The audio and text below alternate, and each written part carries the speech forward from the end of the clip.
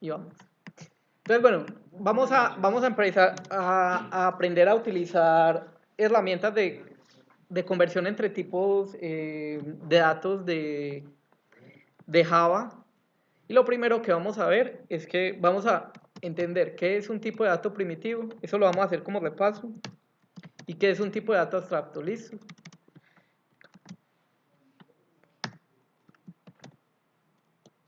Entonces, ese entero, si ustedes lo ven, es un tipo de dato primitivo, ¿sí? En una clase vimos que este tipo de dato es un tipo de dato abstracto, ¿sí? Eh,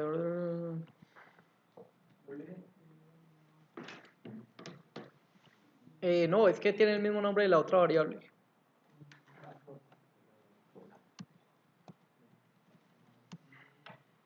¿Listo? Entonces miren una cosa.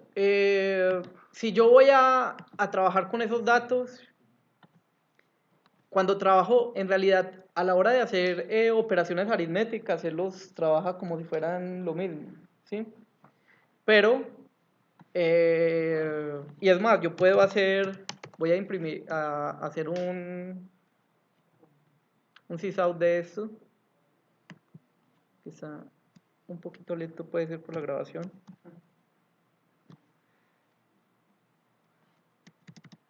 Bueno, dejemos la pereza.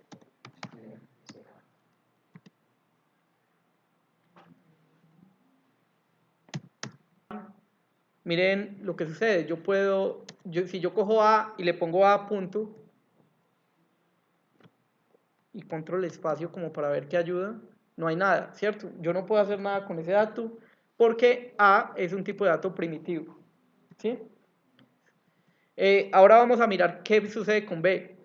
Entonces acá, mire que B si es un tipo de dato abstracto, ¿sí? Y yo puedo hacer muchas cosas con ese B.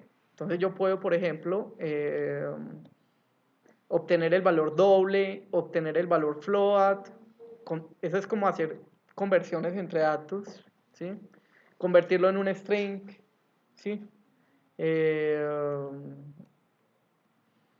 Estas otras opciones de acá son propias de la clase Object. Yo les dije a ustedes que por defecto todos los objetos en Java heredan las propiedades de la clase Object. Obtener valores long. Entonces, lo que voy a hacer acá es que voy a convertir ese dato, lo voy a convertir en un string. ¿Listo? Vamos a convertir ese dato en un string y se lo vamos a asignar a una variable de tipo string.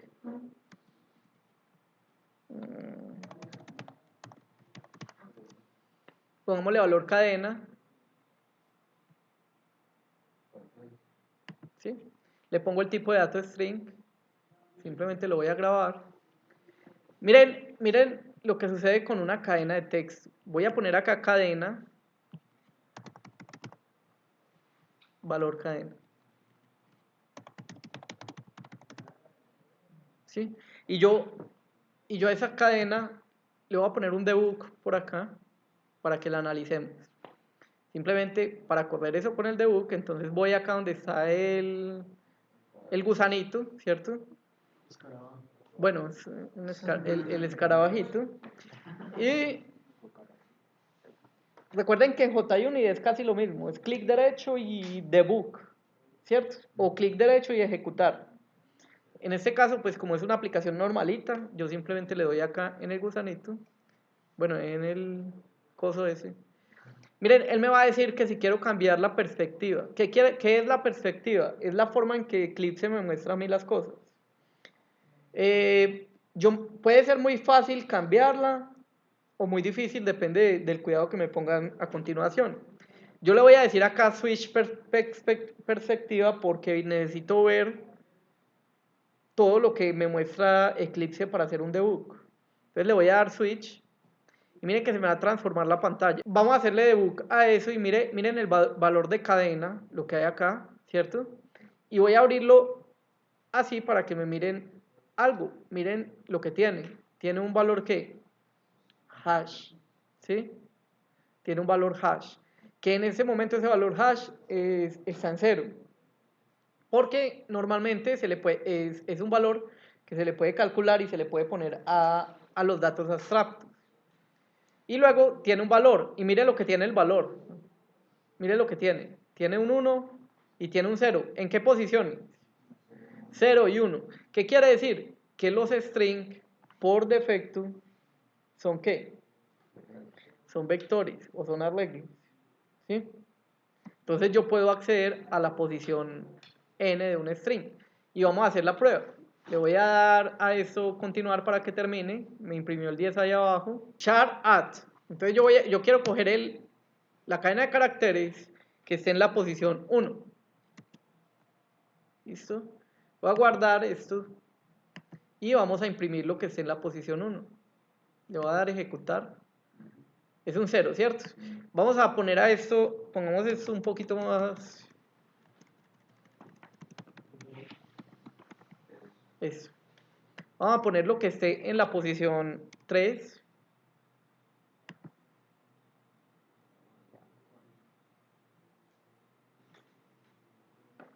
¿Sí? Me devuelve el 4. ¿Por qué? Porque acuérdense que los vectores cómo funcionan empiezan en 0, ¿cierto? Los vectores, por lo general, en los lenguajes de programación empiezan en 0. Entonces, bueno, ya sabemos que así podemos obtener caracteres que estén en determinada posición. ¿Qué más podemos hacer con las cadenas de texto? Entonces, miren una cosa, miren acá. En esta parte está la ayuda de lo que yo puedo hacer con un objeto, lo que me hace un método, ¿sí? Entonces, por ejemplo, esta cadena, este trim, retorna una cadena quitándole todos los espacios en blanco.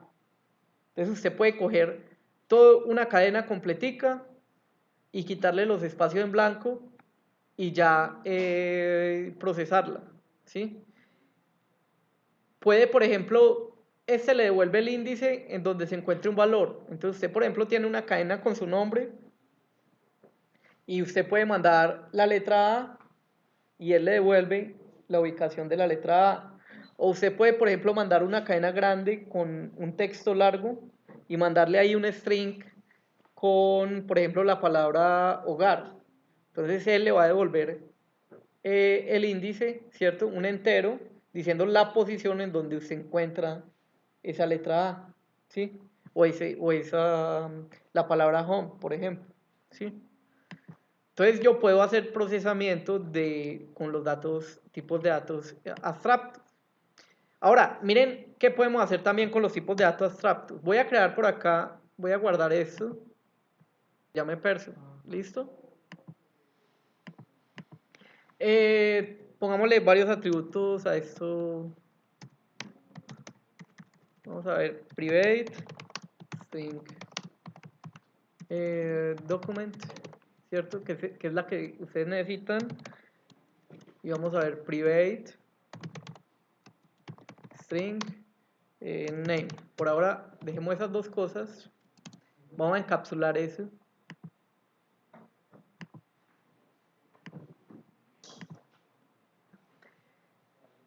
Resulta que voy a crear acá una persona, ¿cierto?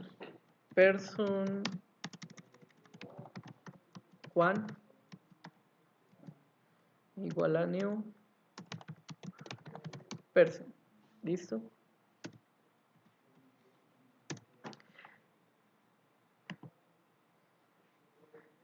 Tengo la persona a Juan y voy a crear otra persona que se llame Pedro. ¿Listo?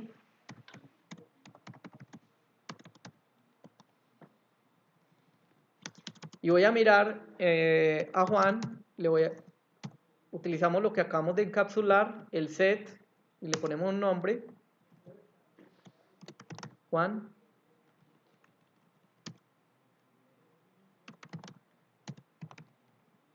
Y le ponemos a Juan un documento. Y el documento que le vamos a poner a Juan es...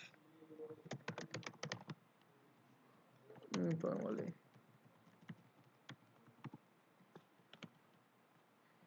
Y a Pedro le vamos a poner el nombre Pedro.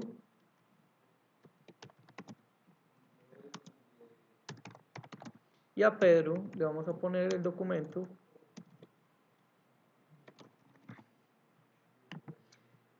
Resulta que yo me arrepentí de ese nombre de variable, porque en realidad eso no significa Juan, sino que significa que es la primera persona.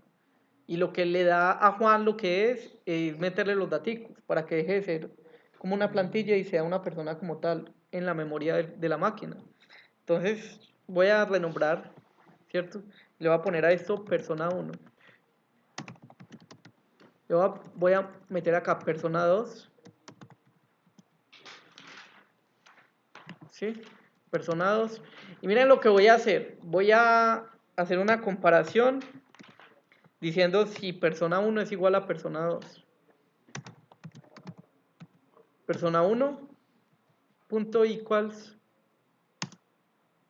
le vamos a mandar persona 2.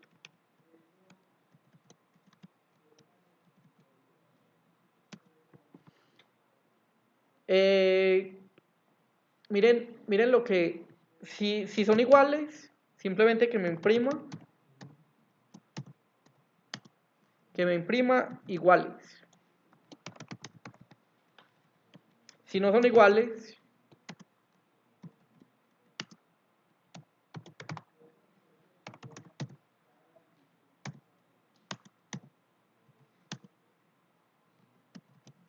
que imprima que son diferentes. ¿Listo? Le voy a dar a esto de ejecutar y vamos a mirar algo. Me está diciendo que son diferentes. ¿Qué pasaría si yo a este señor le pongo Juan y a este señor también le pongo Juan? ¿Ustedes qué dicen? ¿Iguales o diferentes? Entonces voy a darle ejecutar y miren lo que sale. Dice que son diferentes. ¿Por qué me dice que son diferentes? Porque en realidad los objetos son diferentes posiciones de memoria y es lo que está comparando es un objeto contra el otro. ¿Sí? Vamos a mirar, vamos a hacerle debug y vamos a evaluar qué tiene cada uno de ellos. Nos cambiamos, pongámosle un breakpoint por acá. Y miremos persona 1 y persona 2. ¿Listo? Entonces, ¿qué tiene cada uno de ellos? Mire que los datos son iguales, pero miren que por acá dice un identificador de objeto. Y este es 344 y este es 342. ¿Sí? Literalmente, ¿qué quiere decir eso? Que Java los toma como si fueran objetos diferentes. Entonces, para comparar un objeto como esto, que es un tipo abstracto de datos creado por ustedes mismos, entonces uno lo que tiene que hacer es venirse a esta clase persona. Y yo les dije a ustedes que por defecto todas estas todas las todos los objetos todas las clases que usted cree por defecto heredan la clase objeto en Java. Entonces si ustedes ven y yo me paro acá en persona, mire que yo le puse .equals, ¿sí?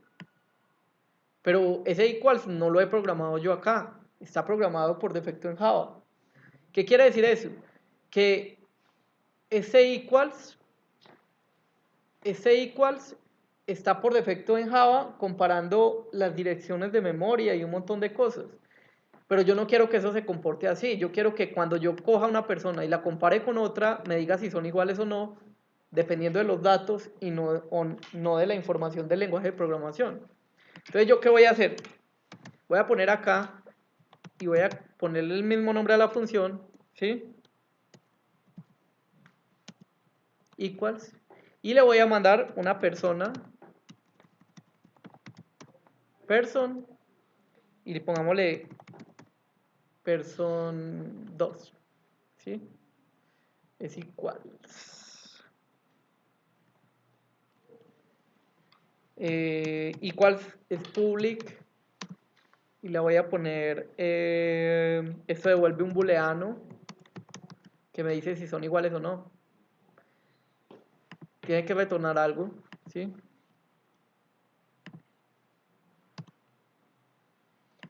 ¿Y esto qué me va a retornar? Entonces esto lo que va a hacer es que va a mirar,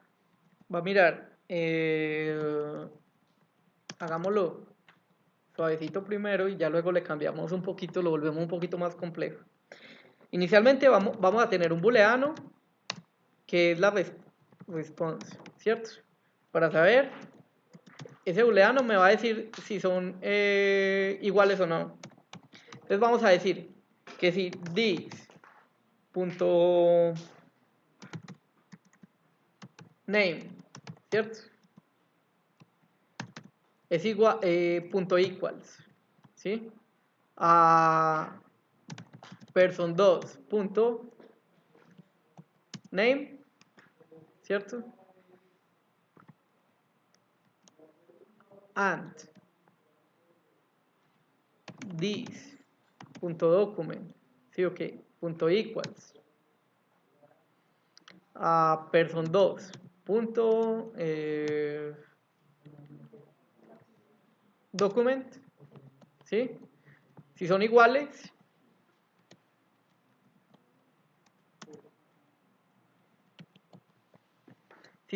entonces a la response asignémele true, ¿listo? De lo contrario que me lo deje falso, ¿sí? O sea, él está falso, a menos de que entre por acá, lo vuelve true. Entonces le voy a dar response, formateemos esto. Miren lo que va a pasar. Le voy a dar a ejecutar a esto y me dice que son igual, ¿sí? Porque ya no está llamando el método equals de Java, sino que está llamando el método equals mío, el que yo hice, ¿sí? Ustedes me dirán, pero profe, bueno, ¿y qué más tiene ventaja esto? Que yo puedo, por ejemplo, acá imprimir o hacer cualquier tipo de lógica diciendo estoy comparando tal valor con tal otro. Ahora, otra cosa que les voy a preguntar, ¿yo por qué utilizo equals y no igual igual? ¿Quién me puede decir?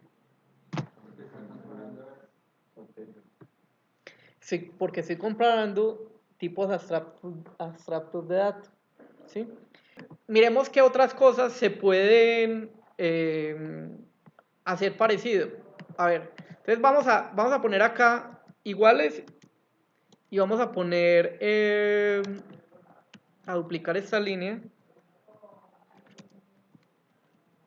Vamos a poner acá persona 1 y vamos a poner persona 2. ¿Listo?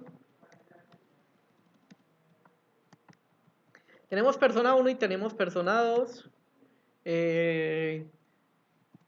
Sean iguales o sean diferentes, que las imprimo. Es más, ya vamos a mirar, me pareció interesante haber hecho eso porque cometí un error y vamos a ver si alguien me lo ayuda a detectar. ¿Qué error yo hice ahí? ¿Qué error tengo ahí?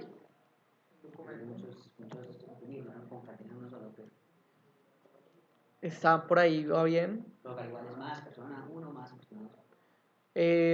No, no es tanto eso. Digamos que ese no es un error literal, porque yo acá donde lo estoy haciendo estoy imprimiendo en cada línea una persona. Mi error es que miren que hay código repetido. ¿Qué va a pasar? Estas dos líneas se van a ejecutar, sean iguales o sean ¿qué? Diferentes. Entonces yo lo que hago es que la pongo por acá. Mi código queda un poquito más decente, ¿sí? Queda un poquito más transparente. Y si igualmente se iban a ejecutar, entonces yo para qué las hago dos veces, ¿sí? Entonces, bueno, entonces vamos a mirar qué imprime. Y pongámosle a esto unas persona 1, ¿cierto? Dos puntos. Y le ponemos un más, que el más quiere decir concatenar de strings, ¿sí? Para el que no sepa qué quiere decir concatenar, concatenar es pegar dos palabras, ¿cierto? Juntarlas. Entonces voy a ejecutar este y vamos a ver qué sale. ¿Listo? Miren lo que salió. Persona 1 y me dice pruebas, me dice, vea, ¿en qué paquete está? ¿Y cuál es el nombre de la clase? y como la dirección de memoria donde se encuentra ese objeto, ¿cierto? Entonces, es la forma en que Java, por defecto, imprime un objeto o convierte un objeto en string. ¿Qué quiere decir eso? Miren lo que voy a hacer acá. Le voy a poner tu string y lo voy a volver a ejecutar para que miremos el comportamiento. Es exactamente el mismo. Y eso quiere decir que Java, la función esta system.out.println, lo que hace es venir, coger este cosito de acá, convertirlo en string y mostrarlo. ¿Sí? Eso es lo que hace la función println. Pero si yo lo convierto en string acá directamente, pues se lo estoy mandando y no le toca convertirlo. Entonces ahora, miren lo que voy a hacer. Voy a venir a persona y yo le voy a decir, no quiero que usted me haga lo que quiera con el toString. Entonces yo voy a decir public string, voy a decir toString,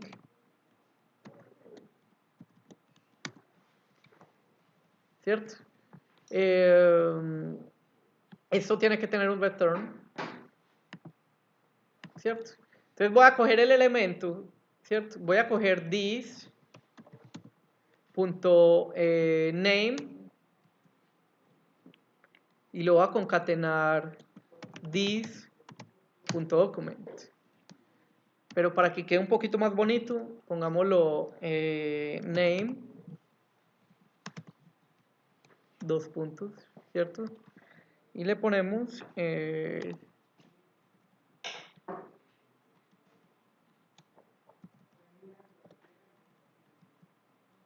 document. Listo. Mayúscula. Dos puntos. Vamos a guardar esto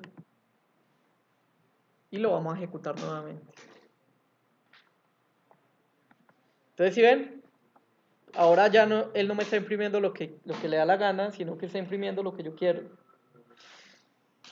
Son métodos básicos que tiene Java, el toString y el equals, pero miren, todo lo que al frente aparezca como en grisecito que diga object, yo lo puedo sobreescribir.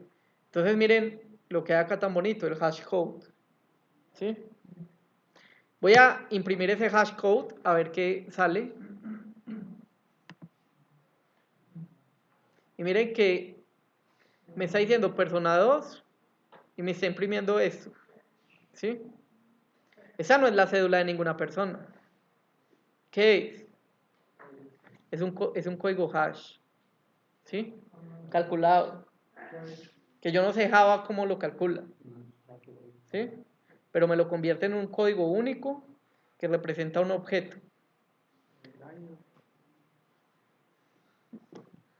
No sé si sea el año. Hagámosle el hash a este otro. No puede ser el año ni nada de eso porque no puede ser porque yo puedo crear muchos objetos en una fecha determinada. Entonces, eso tiene que ser un número calculado a partir de los contenidos. ¿Sí? Ahora, miren una cosa. ¿Sí?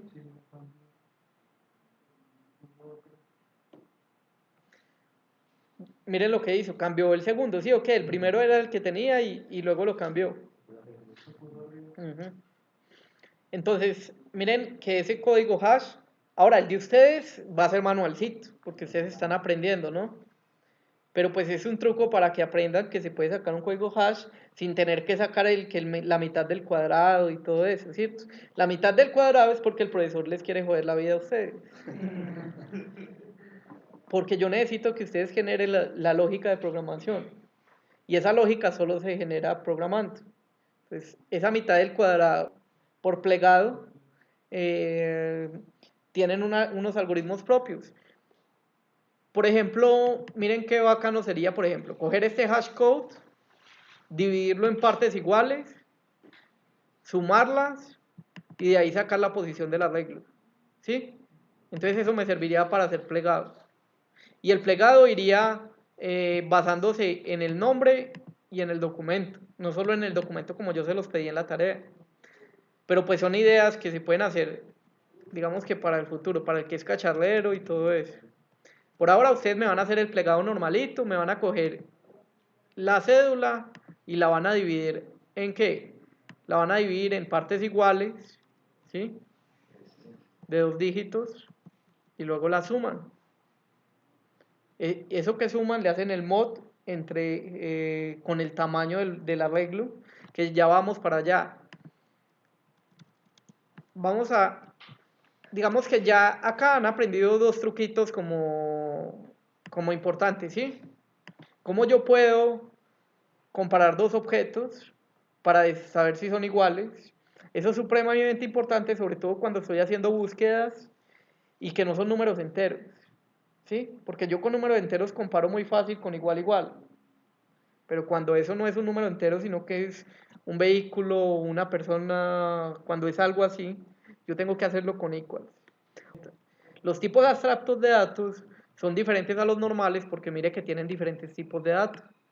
Y los lenguajes de programación como Java coge y crean esa persona en la memoria del computador y le asignan información adicional del lenguaje para saber qué está almacenando esa persona. Entonces es importante como tener claro eso. Ahora miremos, vamos a mirar más cosas. Miremos por acá.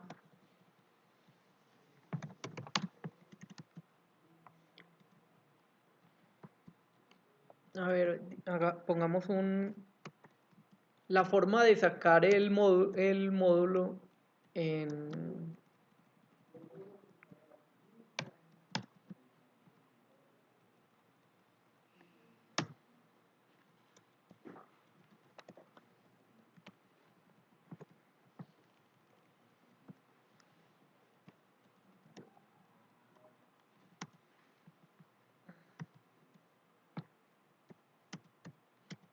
Cambiémosle el nombre a esta variable. El mod. Esa la van a necesitar ustedes, ¿cierto? El módulo ya sabemos lo que es el residuo de la división. Vamos a comentar esta impresión. O hagámosle más bien, dejémoslo así.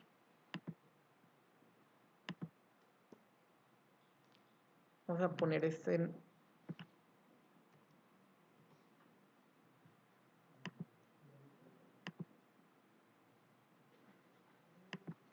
Entonces, con ese mod, ustedes pueden hacer el tema del posicionamiento en el arreglo, ¿cierto? Calcular el valor hash que va a posicionar en el arreglo. Entonces, simplemente es esta operación básica, ¿sí? Yo creo que ya todos lo sabían, pero para el que no lo sabía, este es el módulo y el módulo significa el residuo de la operación.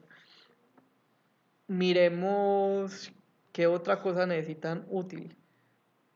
Ya aprendimos a sacar de un string, a sacar los valores que estén en determinadas posiciones, pero hagámoslo acá, hagamos un system out.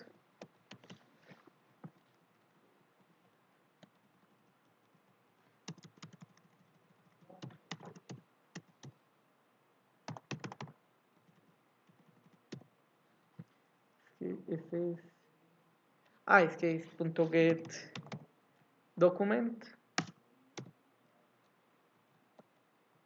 char at, miremos a ver, y char at 4, por ejemplo.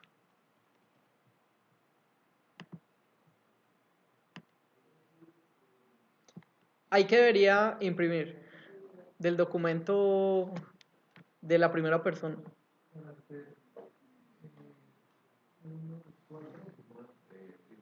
¿El 2 o el 1?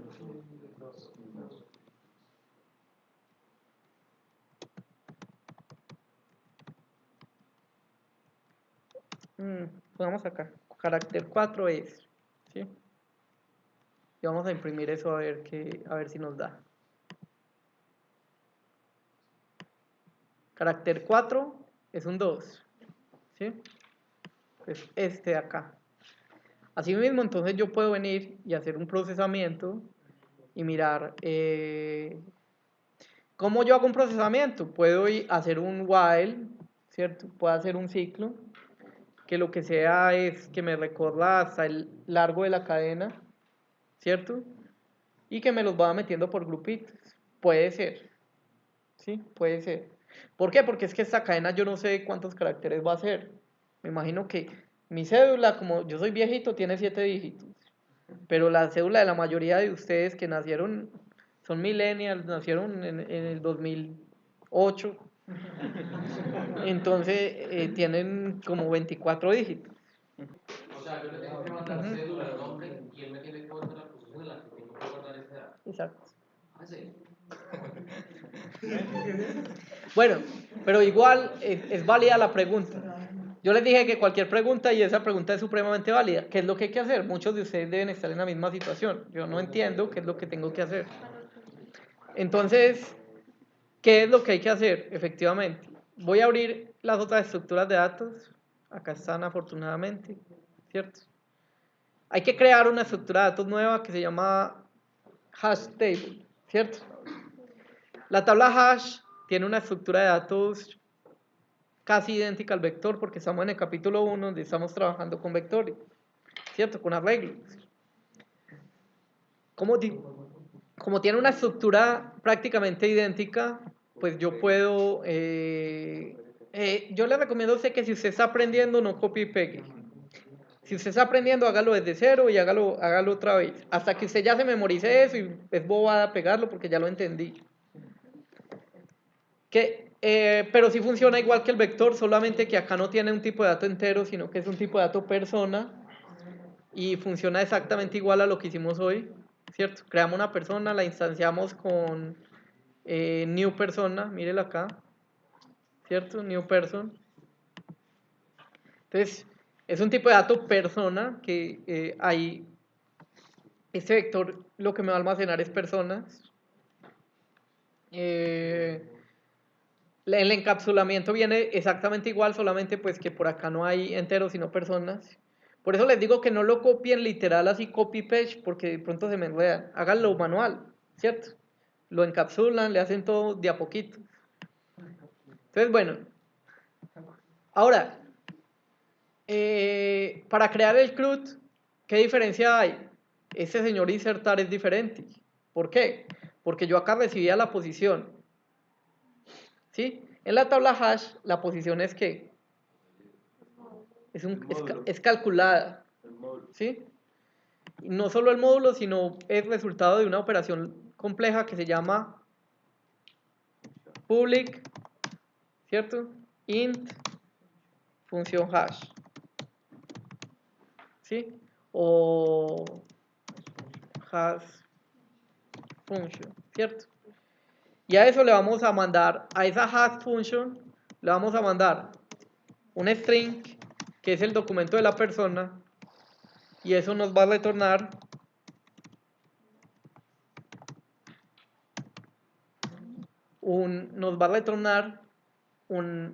algo que calcula. Cada uno de ustedes pues tiene que programar acá que va a calcular de la función hash, ¿cierto? Y eso me va a devolver un número entero.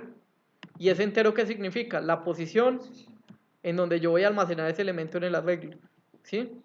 Entonces lo que comparamos a lo último es la posición y el elemento, pues en el test, porque venimos comparando en el test.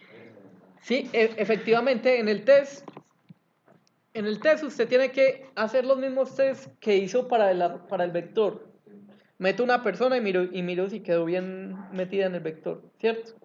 Pero también tiene que crearle un test a la función hash. ¿Qué quiere decir eso? Que yo acá, yo cojo y con una calculadorcita, cojo un número cualquiera de cédula y le calculo el hash y lo tengo anotadito a un lado. Y entonces en el test lo que hago es mandarle ese número acá en el valor, y en el valor obtenido me debe dar lo mismo que lo que yo tenía anotado en el valor esperado, ¿sí? Entonces, así debe ser el test para la función hash. La función hash hace lo que yo estoy esperando. Ya. Es sencillo, es un solo test para la función hash y el resto son los mismos test de buscar y de todo eso. Ahora, ¿qué otro método cambia? El insertar y cambia el buscar. Señor. Entonces en la clase persona, uno no define una persona como tal, sino un ente. Exacto.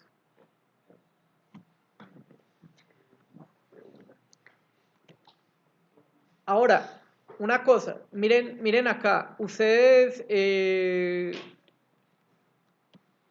el buscar del vector normal, la complejidad era ¿qué? ¿Qué complejidad es esta? No, No sé, la clase de complejidad o N. o de n, ¿sí? Porque tiene que hacer n iteraciones, o sea, tiene que venir a mirar hasta el largo para poder buscar un elemento en el peor de los casos, ¿sí? Entonces, ese buscar no puede existir en la tabla hash. ¿Por qué? Porque yo recibo el elemento, le calculo la posición en donde está almacenado con la tabla, con el, ¿cierto? Con la función hash y voy y retorno el elemento, ¿cierto? Al final retorno que efectivamente el elemento está en la tabla hash. ¿Qué quiere decir eso? Que es una operación matemática que hace la función hash, ¿sí? Más no un procesamiento de todo el vector, ¿sí? Entonces la complejidad baja. Ese es el objetivo de la tabla hash, que esta complejidad de hacer una búsqueda en un elemento no sea n-área, sino que sea lo más simple posible tirando a 1, ¿sí? Tirando a 1. Ahora, les recomiendo que la función hash no tenga ciclos. ¿Listo? Porque entonces ya perdemos la magia. Tratemos de que la función hash no tenga ciclos, sino solamente operaciones aritméticas. ¿Sí?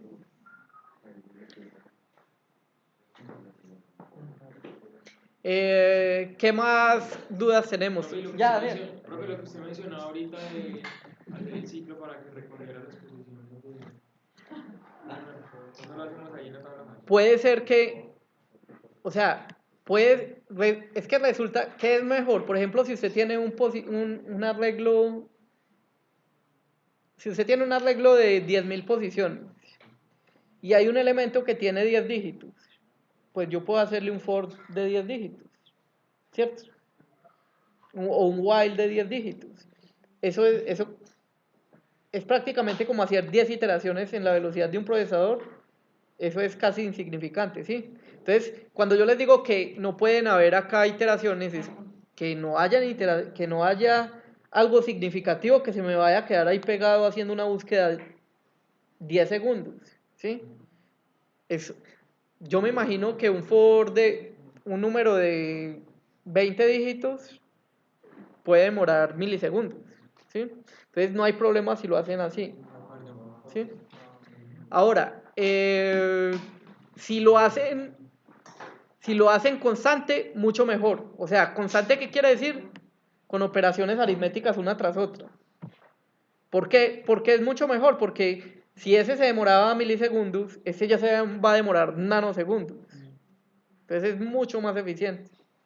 Y entonces ya con eso entendemos la diferencia entre un vector y una tabla hash, ¿cierto? La tabla hash va directo al grano, el vector tiene que hacer un while para buscar.